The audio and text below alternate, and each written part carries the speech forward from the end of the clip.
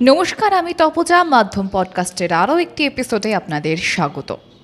এবার বাংলাদেশের নির্বাচনের আশ্বাস দিলেন মোহাম্মদ ইউনূস। অবশেষে নির্বাচনের দিনক্ষণ জানালেন তিনি। সম্ভাব্য সময় কি হতে পারে সেই ইঙ্গিত দিয়েছেন মোহাম্মদ ইউনূস।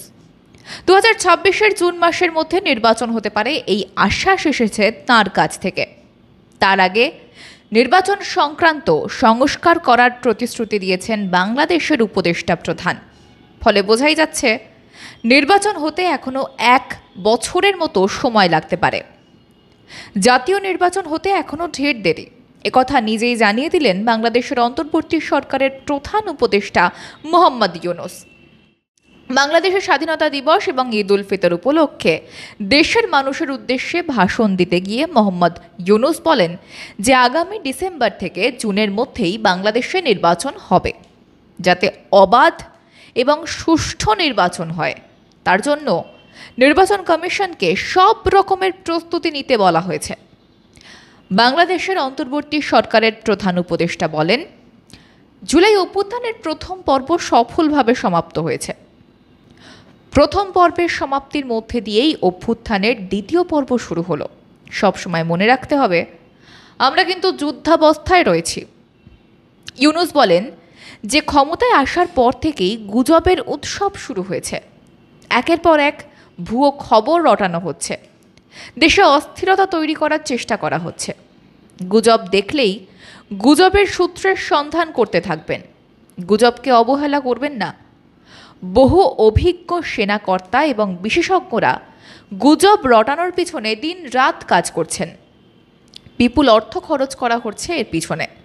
এর মূল লক্ষ্য হল জুলাই অভ্যুত্থানকে নাকি ব্যর্থ করা।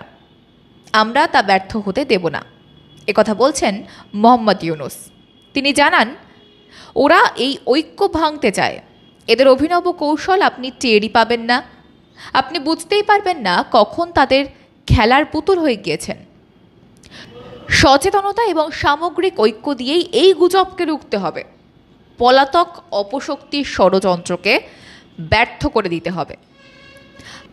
হাসিনার সরকারকে দোষে প্রধান উপদেষ্টা মোহাম্মদ ইউনূস বলেন যে বিগত সরকার লুটপাটের মহোৎসব করেছে। 15 বছরে $234 বিলিয়ন পাচার হয়েছে। কত রকমভাবে পাচার হয়েছে তাও কিন্তু জানার বিষয়। অভিনব পদ্ধতি ছিল এগুলো। এই অর্থ পাচারকারীদের দ্রুত আইনের অধীনে আনার চেষ্টা করা হচ্ছে বলেই জানান তিনি। তবে নির্বাচন করার ইঙ্গিত দিলেও শেষ পর্যন্ত আদৌ তিনি নির্বাচনের পথে হাঁটবেন কিনা তা নিয়ে সন্দিহান অনেকেই। তার মস্ত বড় কারণ, এর আগেও বেশ কয়েকবার নিজের কথার খেলাপ করেছেন তিনি।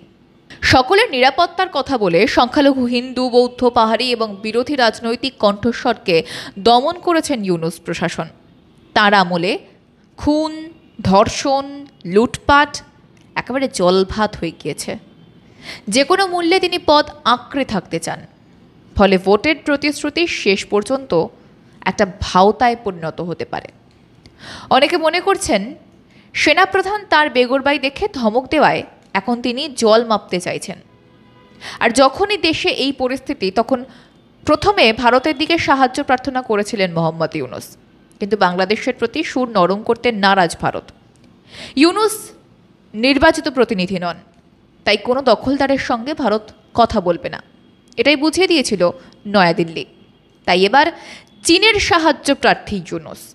ক্ষমতাচ্যুত হওয়ার ঠিক আগে যে দেশে সফর করেছিলেন আওয়ামী লীগ সরকারের প্রধানমন্ত্রী শেখ হাসিনা, অন্তর্বর্তী সরকারের প্রধান হিসেবে প্রথম দ্বিপাক্ষিক সফরে সেই চীনেই যাচ্ছেন মোহাম্মদ ইউনূস।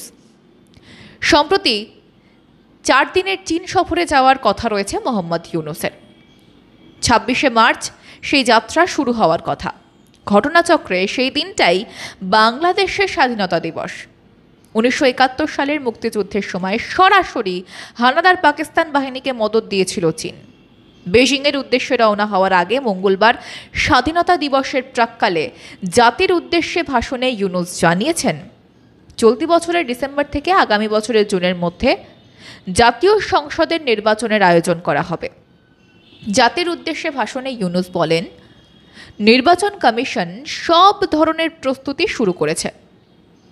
প্রসঙ্গত, গত 16ই আগস্ট মুক্তিযুদ্ধের বিজয় দিবসে অন্তর্বর্তী সরকারের প্রধান উপদেষ্টা ইউনূস তার বক্তৃতায় বাংলাদেশ জাতীয় সংসদের নির্বাচনের যে সম্ভাব্য সময়সীমা তা জানিয়েছিলেন এবং তা নিয়ে আগেই অসন্তোষ প্রকাশ করেছিলেন প্রাক্তন প্রধানমন্ত্রী খালেদা জিয়ার দল বিএনপি। বিজয় দিবসে সেই বক্তৃতায় ইউনূস বলেছিলেন, সব শর্ত পূরণ করলে 2025-এর শেষ থেকে 2026-এর প্রথমার্ধের মধ্যে নির্বাচন করা যেতে পারে। পরের দিন ইউনূসের প্রেস সচিব আবারও ব্যাখ্যা দেন, 2026-এর জুনের পরে নির্বাচন হতে পারে। ফলে বোঝাই যাচ্ছে ইউনূস সরকার সংস্কারের দোহাই দিয়ে যতদিন সম্ভব সরকারের সুবিধা ভোগ করতে চাইছে। আজ এই পর্যন্তই। এ বিষয়ে আপনাদের মতামত অবশ্যই জানান আমাদের কমেন্ট বক্সে। সঙ্গে থাকুন, দেখতে থাকুন মাধ্যম।